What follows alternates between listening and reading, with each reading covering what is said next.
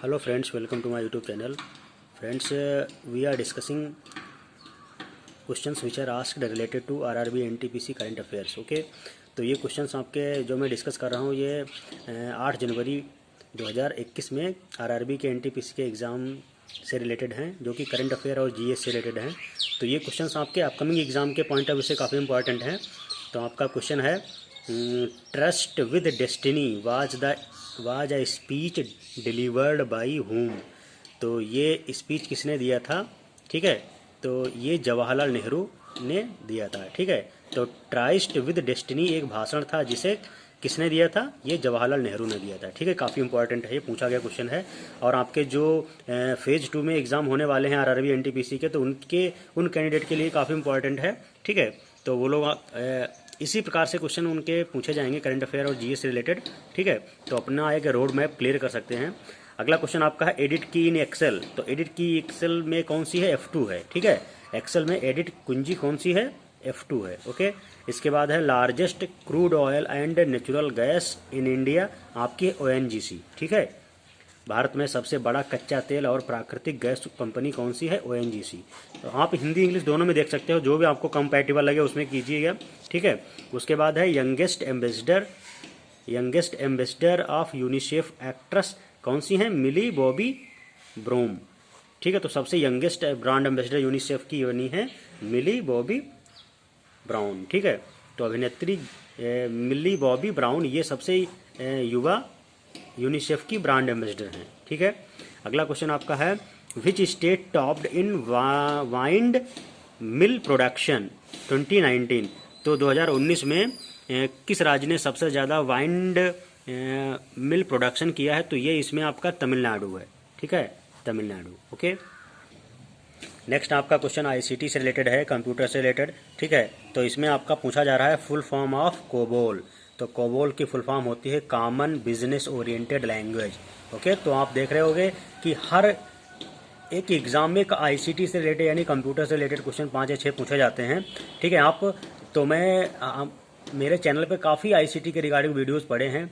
तो आप अगर चैनल को पहली बार देख रहे हो, चैनल को सब्सक्राइब करके अपने फ्रेंड्स को शेयर कर लेना और बेल आइकन को प्रेस कर लेना। ठीक है, उसमें आप जाओगे तो मेरे चैनल पे लिस्ट बनी होगी, तो उसमें लिस्ट में आईसीटी और आपके different current affair, Indian history, Indian geography, people and environment, science and tech, इस प्रकार के अलग अलग फील्ड बने होंगे। उनमें से जाके आप जो डिज़ायर्ड सब्जेक्ट से आप पढ़ना चाहो वो सारी स्टडी मटेरियल अवेलेबल है।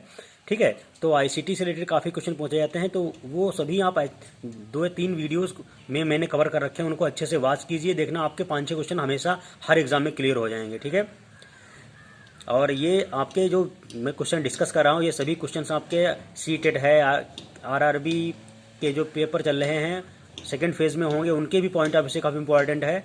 और आपके सीटेट एग्ज़ाम है, केवीएस, पीजीटी, टीजीटी, एनवीएस, और आपके जो भी एचटीटी, सुपर टेट, टीईटीज एग्ज़ाम होते हैं उनके पॉइंट ऑफ व्यू से भी काफ़ी इंपॉर्टेंट है। एसएससी में भी क्वेश्चन आपके इससे पूछे जाते हैं। तो एसएससी के मैंने बहुत सारे वीडियोस बना रखे हैं, तो चैनल को सब्सक्राइब करके बेल आइकन को प्रेस कर लेना और अपने फ्रेंड्स को जरूर शेयर कर देना, क्योंकि बहुत से कैंडिडेट हैं जो किसी न किसी कॉम्पिटिटिव एग्जाम की तैयारी कर रहे हैं, तो उनकी प्रिपरेशन अच्छी हो जाए इस तरीके से उनकी आप हेल्प कर सकते हो। अगला क्वेश्चन आपका है, देखिए क्वेश्चन कई बार पूछा गया है, ह्यूमन डेवलपमेंट इंडेक्स HDI 2020।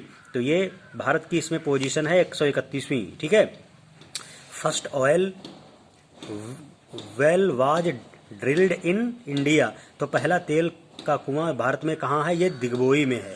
ठीक है, हिंदी इंग्लिश दोनों में देख सकते हो, मैंने कोशिश की है दोनों में क्वेश्चन देने की। अगला है पवन हंस लिमिटेड तो पवन हंस लिमिटेड क्या है? एक गवर्नमेंट कंपनी है। ठीक है, एक भारत की गवर्नमेंट कंपनी है। ओके, पवन हंस याद रखना, काफ़ी इंपॉर्टेंट ये है, रिपोर्ट पूछी जा रही है। अगला है, देखिए आईसीटी से काफ़ी क्वेश्चन पूछे जाने वाले हैं, तो उनकी प्रिपरेशन अच्छे से कर लेना। फुल फॉर्म ऑफ भेल, तो भारत हैवी इलेक्ट्रिकल्स लिमिटेड ये इसकी फुल फॉर्म है, और ये 1964 में इस्टेब्लिश की गई थी। अगला आपका है यूनिट ऑफ फोर्स की यूनिट क्या होती है? बल की जो इकाई है वो न्यूटन है। अगला है, world's biggest toy museum will come in which state. तो वर्ल्ड का सबसे बड़ा टॉय म्यूजियम कहाँ बनने जा रहा है? ये गुजरात में बनने जा रहा है। ठीक है, गुजरात में बन जाएगा। ओके, अगला है vitamin B12 causes. Vitamin B की कमी से कौन सी बीमारी हो जाती है? पीरियड, एनीमिया या परनीशियस एनीमिया। ठीक है, अगला क्वेश्चन है increasing in temperature in wire leads to increase resistance. अगर वायर में टेम्परेचर ज़्यादा इंक्रीज होगा तो रेजिस्टेंस भी इंक्रीज होगा।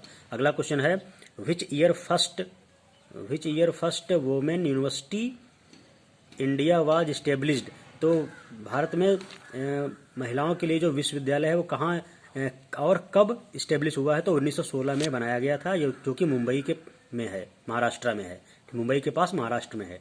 ठीक है, किस स्टेट में है, महाराष्ट्र में। ओके, तो ये सभी क्वेश्चन आप अच्छे से वाच कीजिए, अपने फ्रेंड्स को शेयर कर देना, क्योंकि बहुत से लोग, कम से कम 2-3 करोड़ लोग इसमें अपीयर होंगे आरआरबी एनटीपीसी के फॉर्म जो एग्ज़ाम है, और तो इस तरीके से सभी की हेल्प हो जाए और अच्छी सी प्रिपरेशन कर सकें, तो ये इस तरीके से आप उनकी हेल्प कर सकते हो। ओके, और क्वेश्चन आपके जो जीएस और करंट अफेयर से पूछे जाने हैं, तो ये एक रोड मैप क्लियर हो जाएगा। इस प्रकार से क्वेश्चन इतने इतने हर फील्ड से आते हैं। ओके,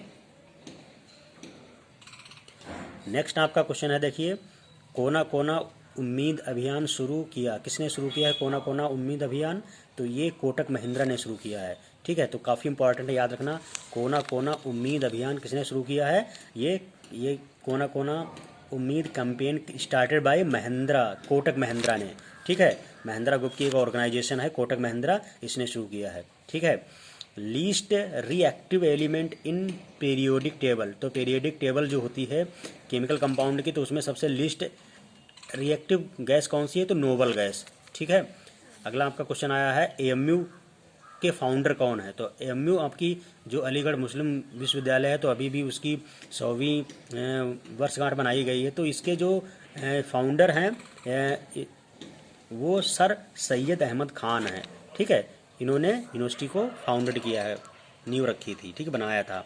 अगला क्वेश्चन है Hazaribagh national park is located in. तो हजारी पार्क जो नेशनल पार्क है, हजारीबाग नेशनल पार्क, ये झारखंड में है। ठीक है, किस राज्य में है? झारखंड में है, काफ़ी इंपॉर्टेंट है। ओके, अगला क्वेश्चन है आपका brand ambassador of mobile India. तो मोबाइल इंडिया के जो ब्रांड एम्बेसडर हैं वो बजरंग पूनिया हैं। ठीक है, अगला नेक्स्ट क्वेश्चन है most polluted city according to US air quality index 2020। तो ये आपका पाकिस्तान का लाहौर है। ठीक है, तो दुनिया की सबसे पोल्यूटेड सिटी में यूएस एयर क्वालिटी इंडेक्स के अकॉर्डिंग लाहौर है 2020 में। ठीक है, आप देखिए आईसीटी से काफ़ी क्वेश्चन पूछे गए हैं। FIFO का मतलब क्या है? First in first out. ठीक है, WWW का मतलब क्या है? World wide web. फोर्ट्रॉन का फुल फॉर्म क्या है? फार्मूला ट्रांसलेटर, काफ़ी इंपॉर्टेंट है। और कैच मेमोरी से रिलेटेड क्वेश्चन पूछा गया है। तो कैच मेमोरी आपकी क्या है? फास्टेस्ट रैम कह सकते हो, इसका दूसरा नाम फास्टेस्ट रैम कह सकते हो, या फास्ट प्रोसेसिंग कर देता है कंप्यूटर के अंदर। ठीक है, तो CPU से जस्ट कनेक्टेड मेमोरी आपकी कैच मेमोरी होती है, इसके बाद रैम कनेक्टेड होती है। ठीक है, तो कैच आपकी कह सकते हो एज ए इंडेक्सिंग के पॉइंट ऑफ से यूज की जाती है, जो कि प्रोसेसिंग को फास्ट करने का काम करती है। ठीक है, तो कैच मेमोरी आपकी काफ़ी इंपॉर्टेंट है, ये रैम से फास्ट होती है।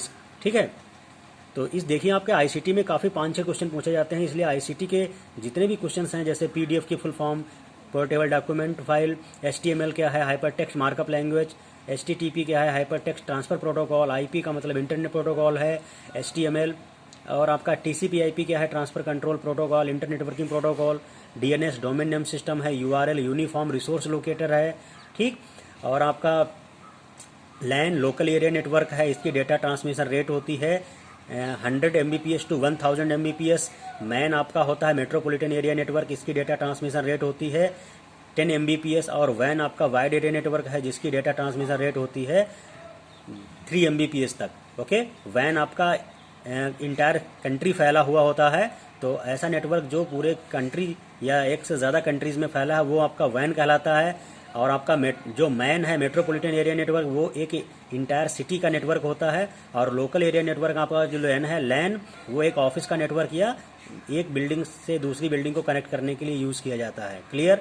और आपका इंटरनेट जो है वो नेटवर्क ऑफ नेटवर्क्स है, यानी पूरी दुनिया का जो सबसे बड़ा नेटवर्क है वो इंटरनेट है।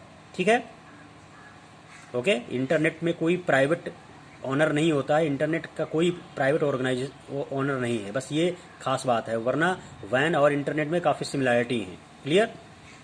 तो आप याद रखना, जिसकी जितनी ज़्यादा रेंज होगी नेटवर्क की, उसकी डेटा ट्रांसमिशन रेट उतनी कम हो जाती है। ठीक है, ये कंसेप्ट याद रखना।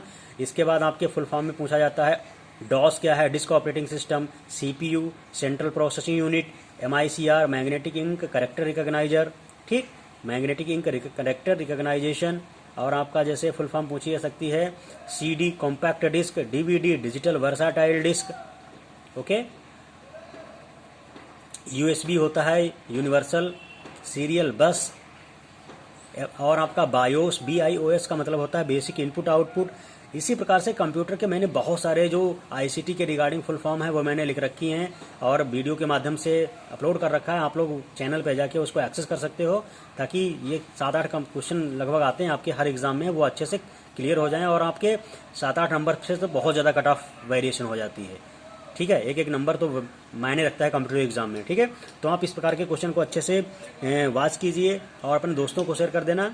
नेक्स्ट जो सॉल्व क्वेश्चन है मैं अगले वीडियो पे शेयर करूँगा। तब तक के लिए थैंक यू।